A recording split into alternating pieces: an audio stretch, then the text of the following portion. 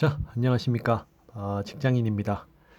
오늘은 크리스마스 이브, 어김없이 혼자입니다. 혼자 저와 함께 아마도 한번 종목 분석을 해보면 어떨까 합니다. 오늘 이 펄어비스 종목을 한번 스터디 해봤는데요. 이게 글로벌 게임 기업이더라고요. 거의가 아니고 뭐 글로벌 게임 기업이죠. 그리고 단계적으로 검은 사막이라는 게임을 필두로 해서 최근에 11월 중순이었죠. 2019년 지스타에서 신작을 많이 발표했었죠. 사실 이전부터 계속 이야기가 되어 왔던 것들인데 그런 내용들을 한번 해보면 될 것 같습니다. 그리고 2017년 이후로 그 주가가 계속 내려가다가 지금 횡보하는 느낌인데 이게 왜 그런지에 대해서 아마도 설명이 될 것 같습니다. 한번 보시죠. 이 차트를 보시면 2018년 그러니까 2017년 9월에 상장해서 대략 28만 7천 원 고점이네요. 거의 30만 원까지 찍었습니다. 저도 이게 어렴풋이 주식을 시작하던 시점쯤에 봤던 펄어비스라는 종목이 10만 원 넘어서도 20만 원 넘어서고 30만 원 넘어가는 모습을 보면서 야, 주식 참 쉽다. 물론 저는 투자는 하지 않았습니다. 이렇게 돈 버는 건가라는 생각을 했던 종목인데요.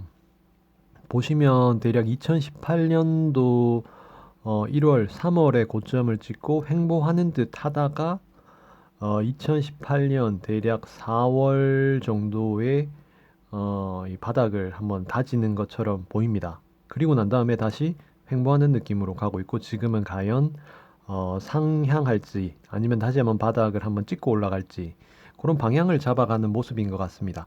보시면은 매출액이 2018년도에 엄청나게 껑충뜁니다. 8배 정도 되죠. 이때 모바일 검은 사막이 등록이 되면서 엄청난 매출을 상승을 일으킵니다. 아마도 뒤쪽에 또 설명을 드리겠지만 보시면 2018년을 기점으로 해서 어, 계속 성장하고 있는 산업입니다. 그 회사입니다. 그리고 ROE도 엄청나게 이제 좋죠.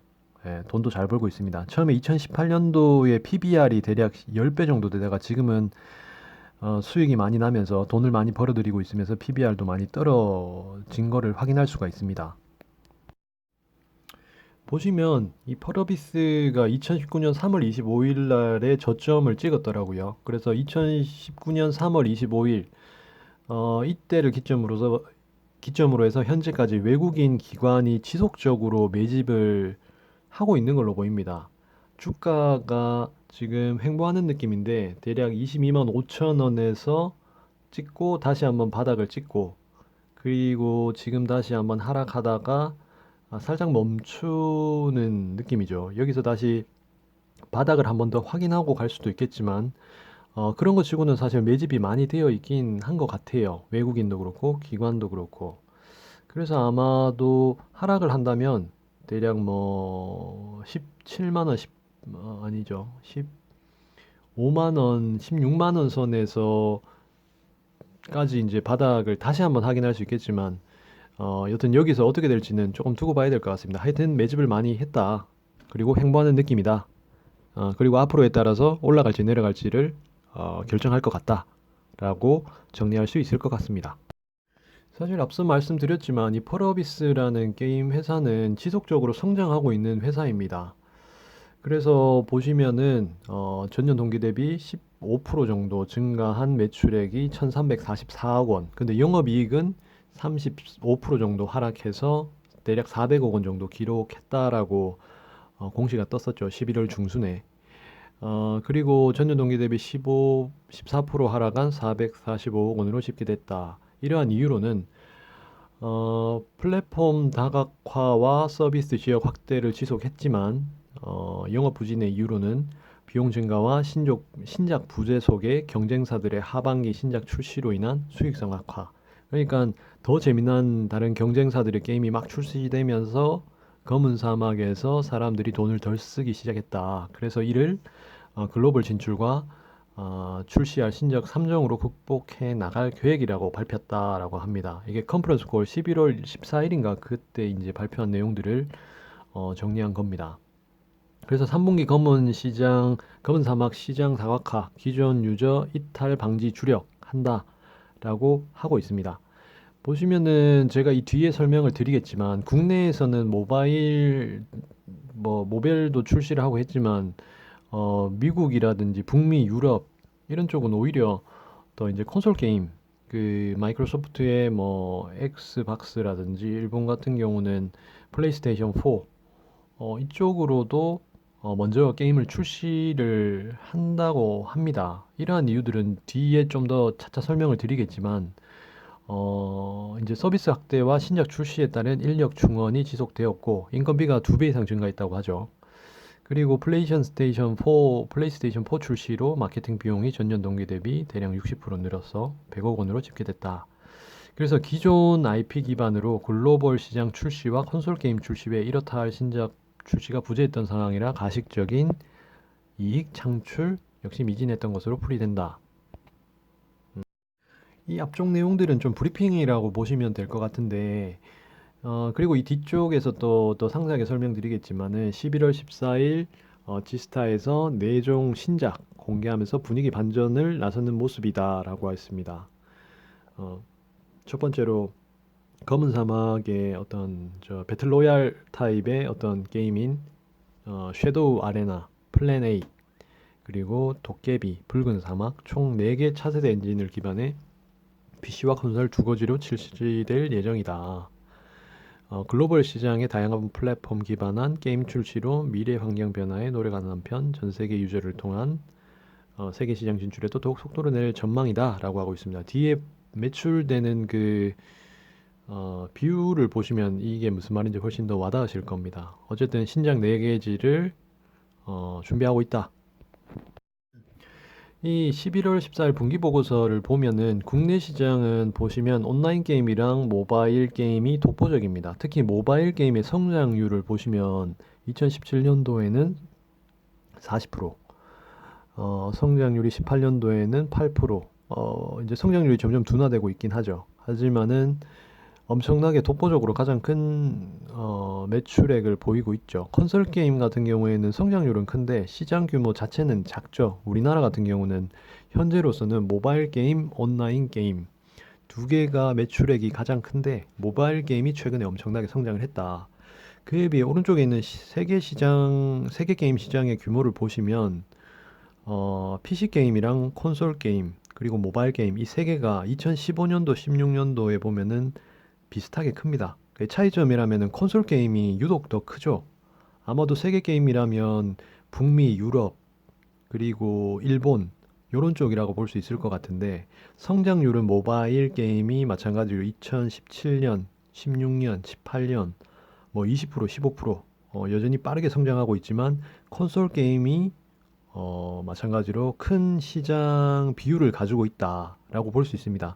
그래서 뒤에 설명을 보시겠지만 펄어비스 같은 경우는 유럽이라든지 북미라든지 일본 이런 쪽은 콘솔 게임도 훨씬 더 집중해서 그러니까 먼저 사용자들에게 게임에 대한 IP, 그러니까 지적 재산 그런 이 게임에 대해서 홍보하는 차원에서 콘솔 게임도 마찬가지로 동시 공략한다라는 전략을 가지고 있는 것 같습니다. 그리고 실제로 이에 대한 실적들을 내기 시작해요. 뒤에 보시면.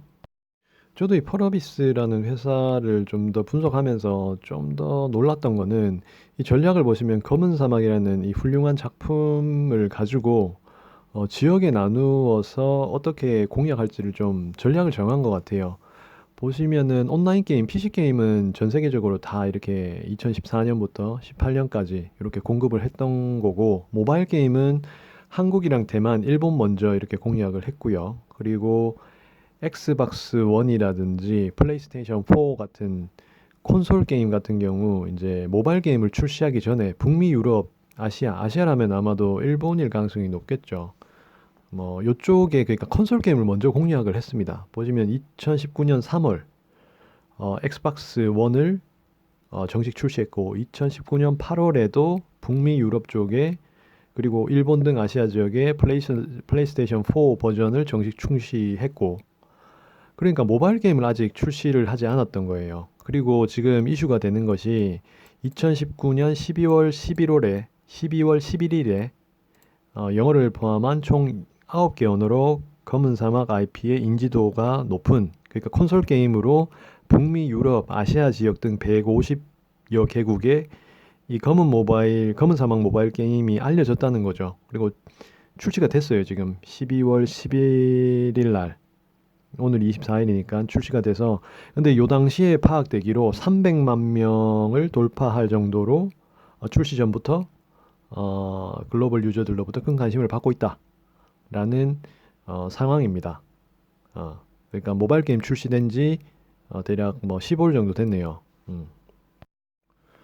그래서 이 펄어비스가 주가가 왜 떨어졌고 왜 행보했는지, 그리고 앞으로는 어떻게 될지 모르겠다라고 얘기를 하는 게, 지금 매출 현황을 보시면 좀 이해가 가실 거예요. 저도 이게 공부를 많이 하게 되긴 하네요. 확실히 공부를 하게 돼.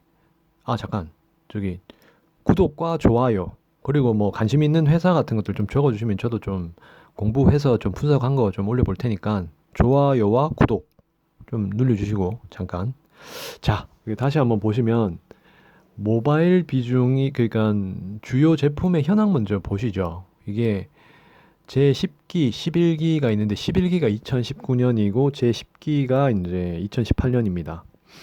보시면 모바일은 약간 줄었고 온라인은 많이 줄었죠. 한 10% 정도 줄었고 콘솔이 대략 10% 정도 늘었고, 그죠? 이게 3분기니까 4분기 결과까지 추가가 돼서 아마도 이거보다 전체 매출은 늘겠으나, 어쨌든 콘솔이 추가됐고 모바일은 좀 비슷한 수준으로 가고 있다. 그런데 여기서 좀 특이한 게 매출 실적을 밑에 보시면 국내 같은 경우는 100, 1000억, 10억, 100억, 1000억, 2600억, 그러니까 작년에 2600억 하는 것이 반토막보다 더 적어졌죠. 국내 같은 경우에. 그런데 미주, 유럽하고 아시아 쪽에서 거의 두 배가 뭐 미주, 유럽은 거의 두 배, 아시아도 거의 뭐 두 배 조금 넘게.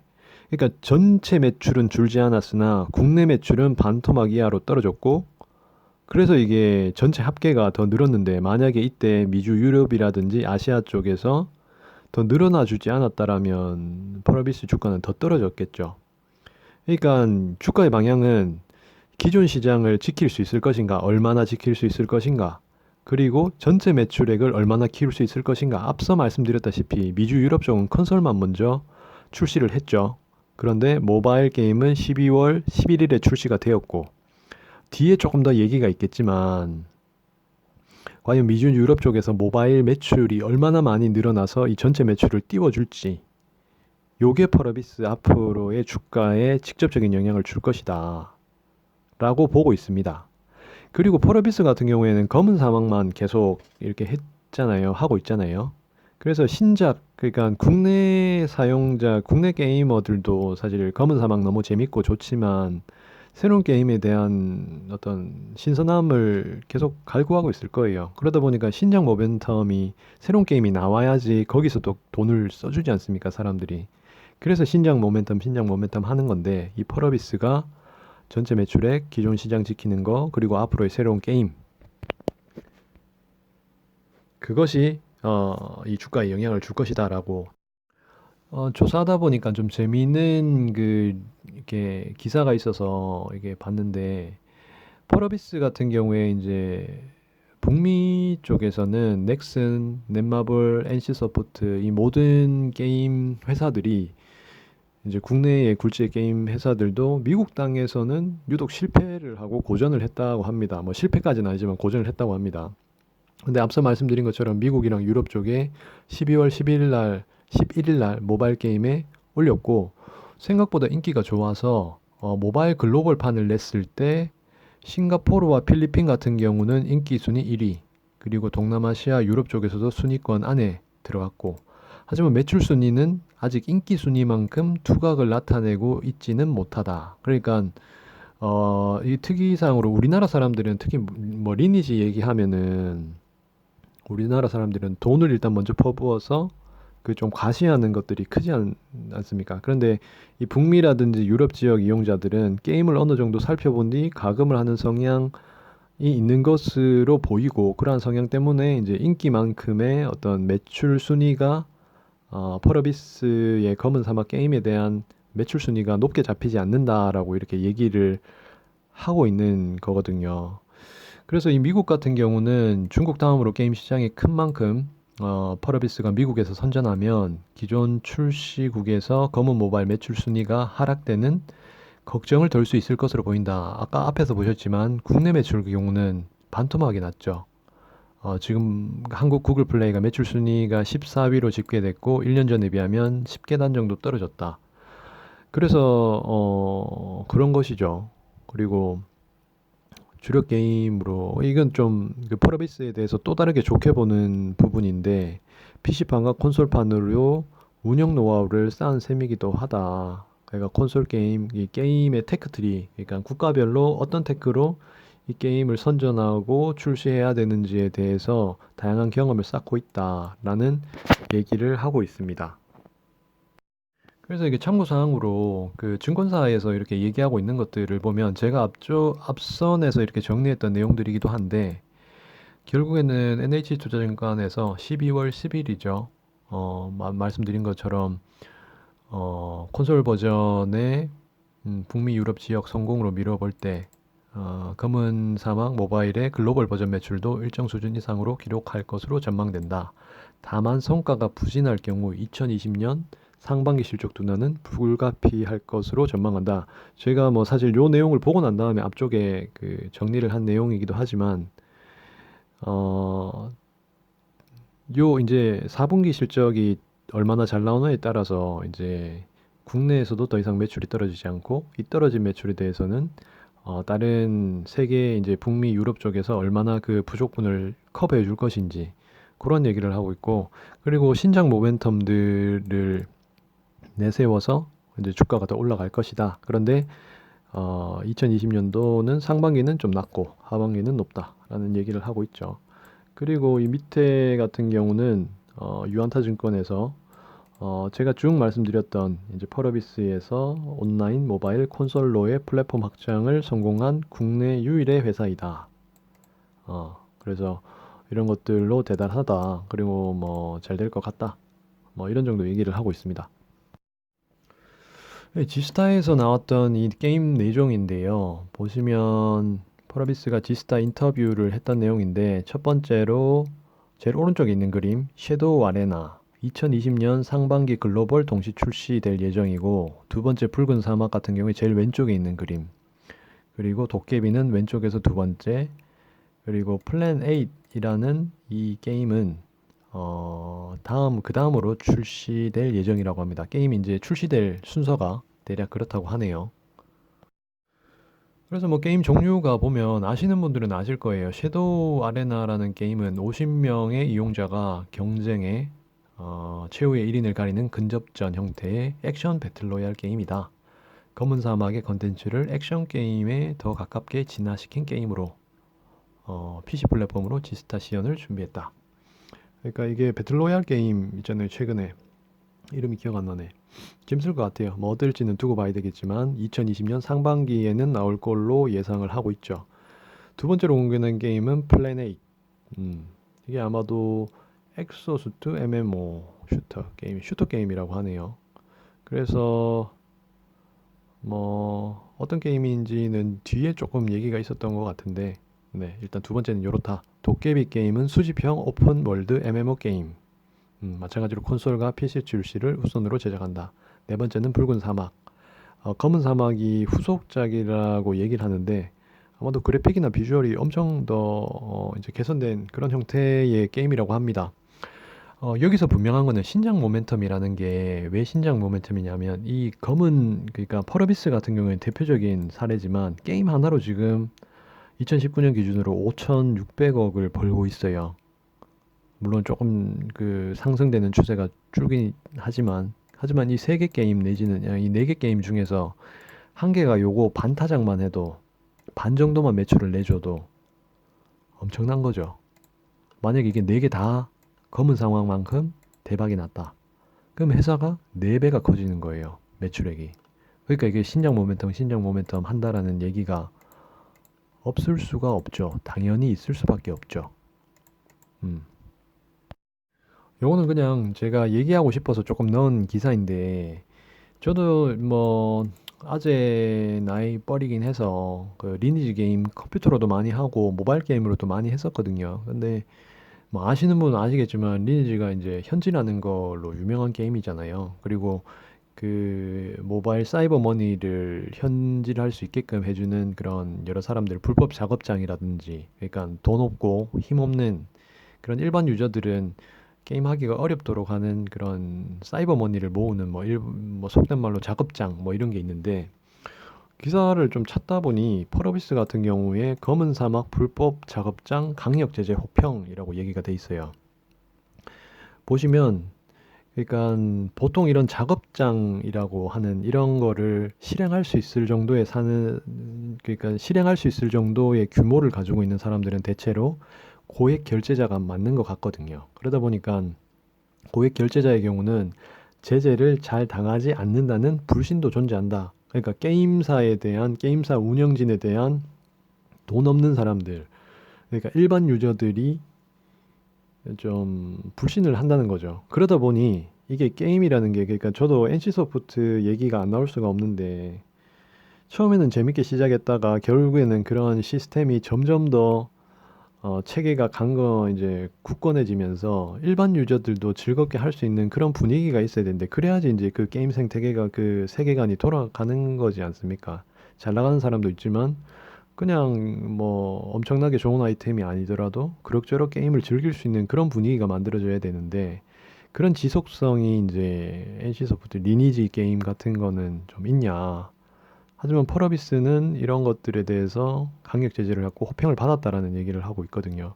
이거 아주 좋아 보이더라고요. 그러니까 매출이 그러니까 뽑을 만큼 뽑아서 단기적으로 많이 올리는 것도 중요하긴 한데 게임 사라는 것도 결국에는 지속성이라는 게 중요하고 그런 것 같거든요. 이런 것들은 좋아 보이더라고요. 물론 뭐 단편적인 하나의 케이스긴 하지만 뭐 두고 봐야 되겠지만 음, 좋아 보여서 한번 올려봤습니다. 예, 마지막 장표입니다. 마지막 장표인데 뭐 앞서 말씀드렸던 그런 배경들입니다. 배경들이고 이거 아마도 바닥을 다시 한번 찍을 수도 있을 것 같은데 16,000원인가요? 16,000원대로 한번 다시 한번 바닥을 찍을 수 있을 것 같은데 찍고 어쨌든 간에 내년 상반기라 해도 뭐 얼마 안 남았네요. 바닥 찍고 올라갈 가능성이 저는 높지 않을까라는 생각이 들면서 조금 뭐 가볼까 싶어요. 좀 관심주로 등록을 해놓고 절대 뭐 지금 당장 사시라 뭐 제가 그런 거 맞추는 사람도 아니고 맞출 수도 없고 하지만 설명드린 것들 기반으로 해서 한번 잘 판단을 해보세요. 그리고 좀 더 궁금한 것들 좀 더 찾아보면은 뭐 이것저것 그런 것들이 있을 거예요. 이 펄어비스의 대표의 의장에 대한 김대일 의장인가요? 김대일 의장에 대한 히스토리 등등의 다양한 이야기들이 있을 텐데 어쨌든 제가 오늘 설명드린 이 내용이 펄어비스의 주가의 어떤 흐름에 대한 그런 전반적인 설명이 될 수는 있다. 그리고 앞으로의 향방은 말씀드렸던 그 신장 모멘텀 그리고 기존 시장을 얼마나 지켜줄 수 있을지 그리고 전체 매출액을 얼마나 키울 수 있을지 유럽 북미 시장을 통해서 그리고 거의 지금 국내에서의 매출이 이제 거의 바닥 정도는 지지하지 않겠냐라고 보는 시선들이 강하다. 그런 관점이 좀 주류 관점이다. 그렇다면 여기서 바닥을 칠 수도 있지만 어쨌든 다시 이제 우상향할 가능성이 높지 않을까라는 것이 저의 관점인데 그게 얼마나 빠르게 얼마나 급하게 올라갈지는 알 수 없고 여튼 그렇다. 그래서 관심 종목으로 잘 등록해 보시고 공부해 보시라. 그리고 구독과 추천 좀 눌러 주시라. 이게 사람이 안 느니까 이게 하는 재미가 없더라고요. 저는 물론 공부가 많이 되는데 저도 얘기하는 거 좋아해서 이렇게 재미긴 한데 여튼 그렇습니다. 이상입니다.